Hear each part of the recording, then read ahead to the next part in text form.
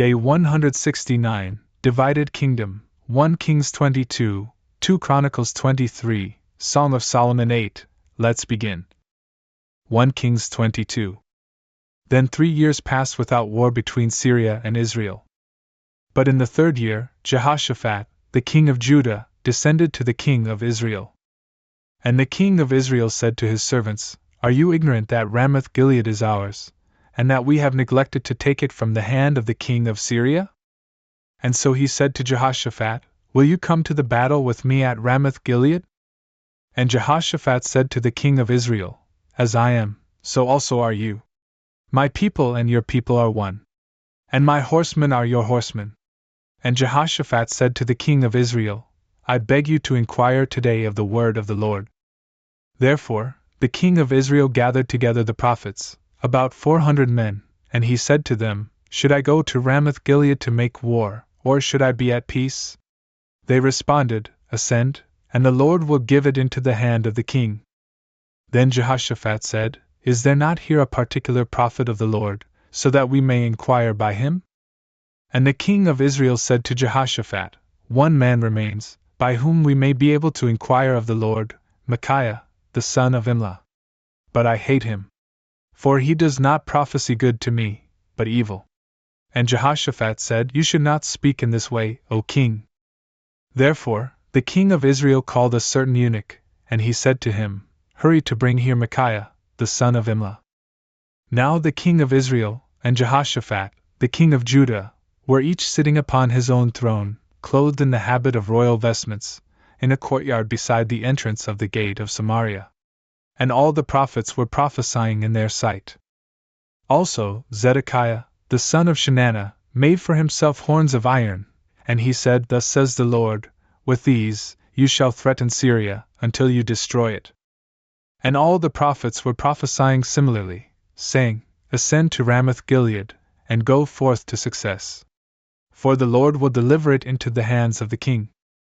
Then truly, the messenger who had gone to summon Micaiah spoke to him, saying, Behold, the words of the prophets, as if with one mouth, are predicting good to the king.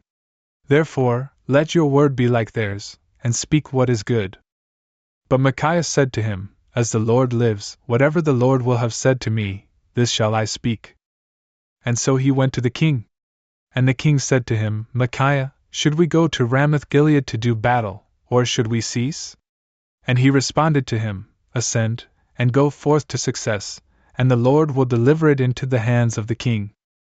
But the king said to him, I require you under oath, again and again, that you not say to me anything except what is true, in the name of the Lord. And he said, I saw all of Israel scattered among the hills, like sheep that have no shepherd. And the Lord said, These have no master. Let each of them return to his own house in peace. Therefore, the king of Israel said to Jehoshaphat, Did I not tell you that he prophesies nothing good to me, but always evil? Yet truly, continuing, he said, because of his, listen to the word of the Lord. I saw the Lord sitting upon his throne, and the entire army of heaven was standing beside him, to the right and to the left. And the Lord said, Who will mislead Ahab, the king of Israel, so that he may ascend and fall at Ramoth-Gilead? And one spoke words in this manner, and another spoke otherwise. But then a spirit went out and stood before the Lord. And he said, I will mislead him. And the Lord said to him, By what means? And he said, I will go forth, and I will be a lying spirit in the mouth of all his prophets. And the Lord said, You will deceive him, and you will prevail. Go forth, and do so. So now, behold, the Lord has given a lying spirit into the mouth of all your prophets who are here. And the Lord has spoken evil against you. Then Zedekiah, the son of Chenaanah, drew near and struck Micaiah on the jaw, and he said, So then, has the Spirit of the Lord left me, and spoken to you? And Micaiah said, You shall see in the day when you will enter into a room within a room, so that you may conceal yourself. And the king of Israel said, Take Micaiah, and let him dwell with Amon, the ruler of the city, and with Joash, the son of Amalek. And tell them, Thus says the king, Put this man in prison, and sustain him with the bread of affliction, and with the water of distress, until I return in peace.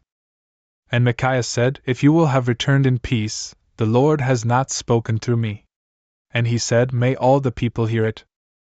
And so, the king of Israel, and Jehoshaphat, the king of Judah, ascended to Ramoth Gilead.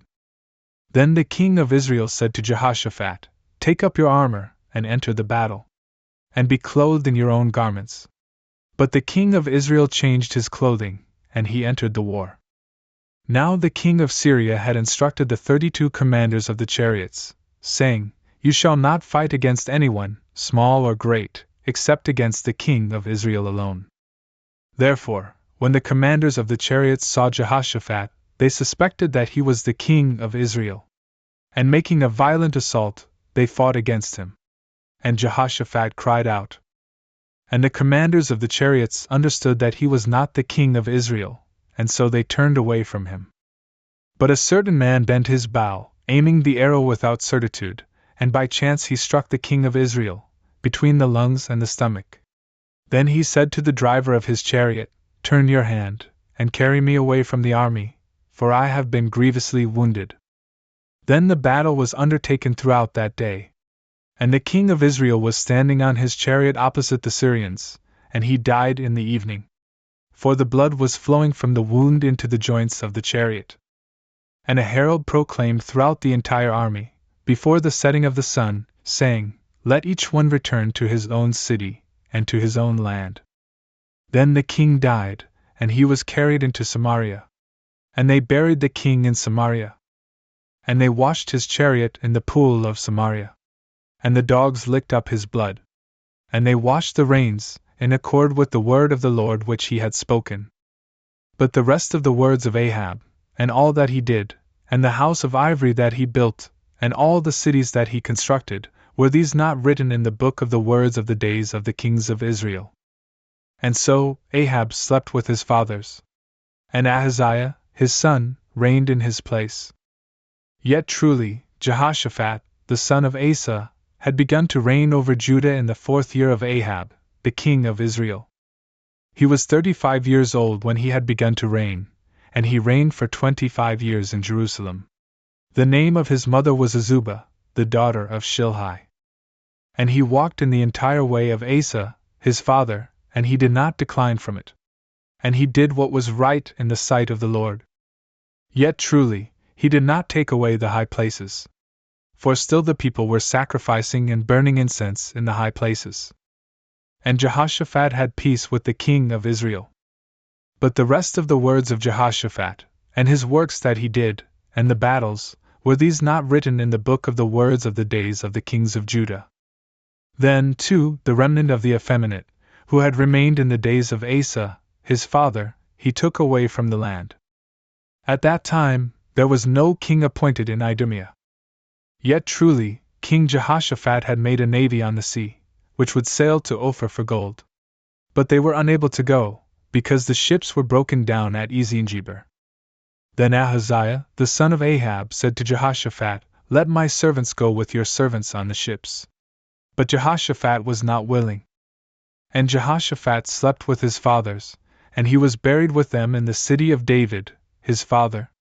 And Jehoram, his son, reigned in his place. Then Ahaziah, the son of Ahab, began to reign over Israel, in Samaria, in the 17th year of Jehoshaphat, the king of Judah. And he reigned over Israel for 2 years. And he did evil in the sight of the Lord.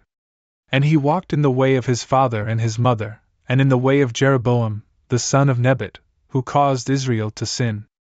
Also he served Baal, and he adored him, and he provoked the Lord, the God of Israel, in accord with all that his father had done. 2 Chronicles 23. Then in the 7th year, Jehoiada having been strengthened, he took the centurions, namely, Azariah, the son of Jeroham, and Ishmael, the son of Jehohanan, and also Azariah, the son of Obed, and Messiah, the son of Adaiah, and Elishaphat, the son of Zichri, and he formed a pact with them. And traveling through Judah, they gathered together the Levites from all of the cities of Judah, and the leaders of the families of Israel, and they went to Jerusalem. Then the entire multitude formed a pact with the king, in the house of God. And Jehoiada said to them, Behold, the son of the king shall reign, just as the Lord has said concerning the sons of David. Therefore, this is the word that you shall do. 1/3 part of you who arrive on the Sabbath, priests, and Levites, and porters, shall be at the gates. Truly, 1/3 part shall be at the house of the king. And 1/3 shall be at the gate which is called the Foundation. Yet truly, let all the remainder of the common people be in the courts of the house of the Lord. Let no one else enter into the house of the Lord, except the priests, and those from the Levites who are ministering. These alone may enter, for they have been sanctified. And let all the remainder of the common people observe the watches of the Lord. Then let the Levites encircle the king, each one having his weapons. And if anyone else will have entered into the temple, let him be slain. And may they be with the king, both entering and departing. Then the Levites, and all of Judah, acted in accord with all that the high priest Jehoiada had instructed. And each of them took the men who were under him, and who were arriving by the course of the Sabbath, with those who had fulfilled the Sabbath and who were about to depart. For indeed the high priest Jehoiada had not permitted the companies to depart, which were accustomed to replace one another each week. And Jehoiada, the priest, gave to the centurions the lances and round shields and crescent shields of King David, which he had dedicated in the house of the Lord. And he positioned all the people, holding short swords, from the right part of the temple to the left part of the temple, before the altar and the temple, all around the king. And they led out the son of the king. And they imposed the diadem on him, and the testimony. And they gave him the law to hold in his hand. And they appointed him as king. Also, the high priest Jehoiada and his sons anointed him. And they prayed for him, and said, May the king live. And when Athaliah had heard it, specifically the sound of running and the praising of the king, she entered to the people in the temple of the Lord.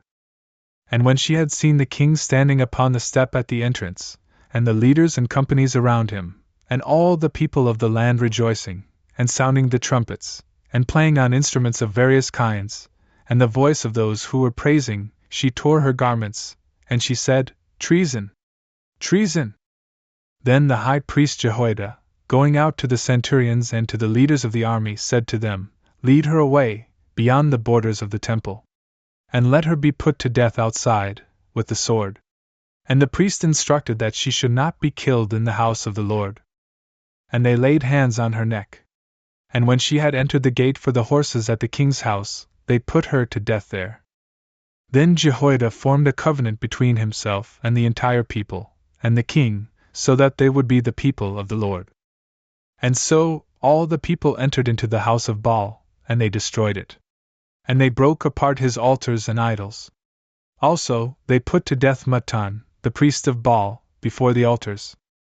Then Jehoiada appointed overseers in the house of the Lord, under the hands of the priests and Levites, whom David had distributed to the house of the Lord so that they might offer holocausts to the Lord, just as it was written in the law of Moses, with gladness and singing, in accord with the disposition of David.